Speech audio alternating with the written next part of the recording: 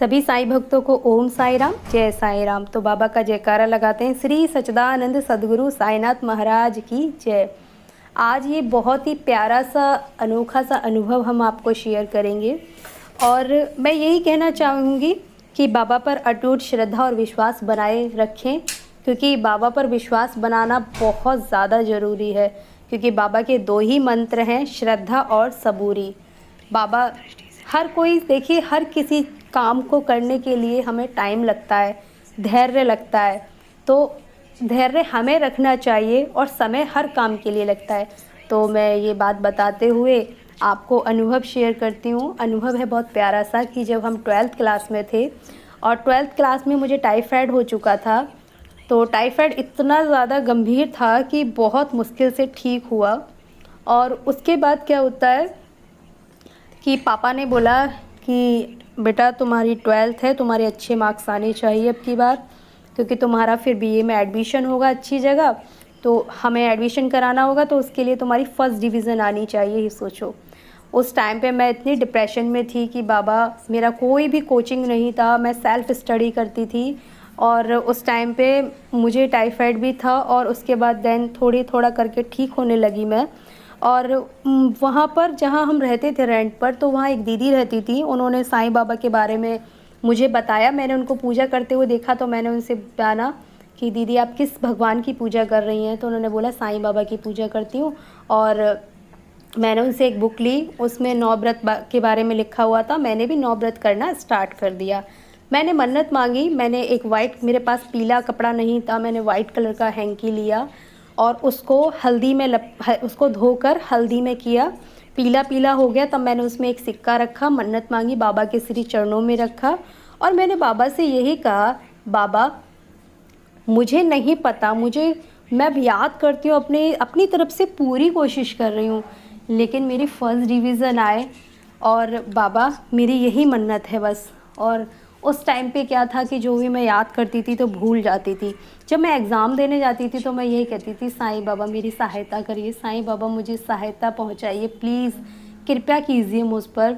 मैंने स्टडी करना स्टार्ट किया, देन मैंने एग्ज़ाम दिए और एग्ज़ाम देने के बाद फिर उसके बाद क्या होता है, जब रिज़ल्ट आता है तो मेरे मन में वही बहुत सारी घबराहट और बेचैनी थी। बहुत ज़्यादा मुझे खुद पे ऐसा लगा, पता नहीं बाबा क्या होगा, पापा का फिर से वही प्रेशर कि फ़र्स्ट डिवीज़न आनी चाहिए, तुम्हारी फ़र्स्ट डिवीज़न आनी चाहिए। तो मैंने बाबा से कहा, बाबा प्लीज़ फ़र्स्ट डिवीज़न ज़रूर आए।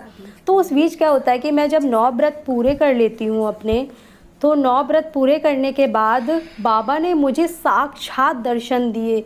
ये कहते हैं कि बाबा के दर्शन प्राप्त होना बहुत ही सुख की बात है, लेकिन मैं उस टाइम तो बाबा की लीला को नहीं जानती थी। 12th क्लास में बस अभी तक मैंने सिर्फ यही पूजा की, बाबा से मांगा, मिल गया, बस इतनी ही पूजा जानती थी मैं। जब से बाबा से 2 साल, अब तीसरा साल स्टार्ट हो गया है, 2 साल से मैंने बाबा को जाना, तब उसके बारे में भी मैं पूरी स्टोरी बताऊंगी आपको। और फ़िलहाल तो मैं अभी लीलाओं का गुणगान कर ही आपको बता रही हूँ। और ये है कि ज़्यादा से ज़्यादा आप लोगों तक बताएं। आप सहयोग नहीं करेंगे तो मैं कुछ नहीं हूँ, आप सहयोग करेंगे तो सब कुछ होगा। तो मैं यही चाहती हूँ कि आप पे भी विश्वास पूरी तरीके से भगवान साईं का होना चाहिए। और जब मैंने रिज़ल्ट देखा तो पापा ने कहा कि रिज़ल्ट आ गया है आपका, चलो चेक करते हैं। तो रिज़ल्ट के लिए मैं वही साईं साईं साईं साईं का नाम जाप करती रही। और मैंने देखा कि उस टाइम पे क्या था कि बाबा ने मुझे, मैं बीच में बताना भूल गई, अभी ये बता देती हूँ कि बाबा ने मुझे साक्षात दर्शन कैसे दिए। नीम वृक्ष के नीचे बाबा बैठे हुए हैं, उन्होंने मुझे आशीर्वाद देते हुए दर्शन दिए। सब लोग नीचे ज़मीन पर बैठे हुए, मैं भी ज़मीन पर बैठी हुई हूँ और मैं बाबा के पास उठकर आती हूँ तो बाबा ने मुझे आशीर्वाद दिया।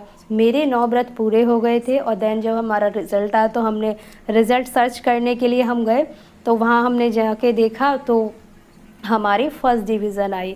तो मैंने बाबा से ये मन्नत मांगी थी कि बाबा मेरे को फ़र्स्ट डिवीज़न आए। पापा बहुत प्रेशर करते हैं और मैं बहुत मेहनत कर रही हूँ।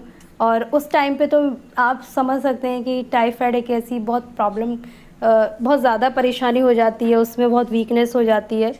तो बाबा ने ये बहुत ही प्यारी सी अनोखी सी लीला थी कि 12th क्लास में मुझे फर्स्ट डिवीज़न से पास कराया। और जहाँ तक कि मेरे जो प्रिंसिपल थे स्कूल के, जहाँ मैं पढ़ती थी, तो उन्होंने घर घर कई घरों में जाकर बोला कि इनकी बिटिया ने बहुत अच्छी पढ़ाई की और फर्स्ट डिवीज़न से पास हुई। और देखो, इन्होंने सेल्फ़ स्टडी की, कोई कोचिंग नहीं लगाई, कहीं नहीं गई, सेल्फ़ स्टडी से इन्होंने सिर्फ मॉडल से पढ़ाई की और आज देखो इनकी बच्ची फर्स्ट डिवीज़न लेकर आई है। तो मैं सभी से यही कहना चाहती हूँ, साईं भक्तों से, विश्वास बनाए रखें, अपना अटूट विश्वास बाबा पर ज़रूर रखें।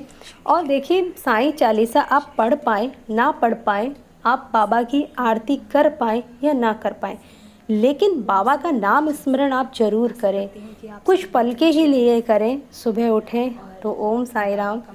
और मैं ये नहीं कह रही आपसे कि आप 24 घंटे पूजा करें, लेकिन आप एक टाइम, एक समय बांध लें कि हाँ बाबा, अब ये समय आपका है और मैं आपका हूँ इस समय के लिए और आप मेरे हैं इस समय के लिए।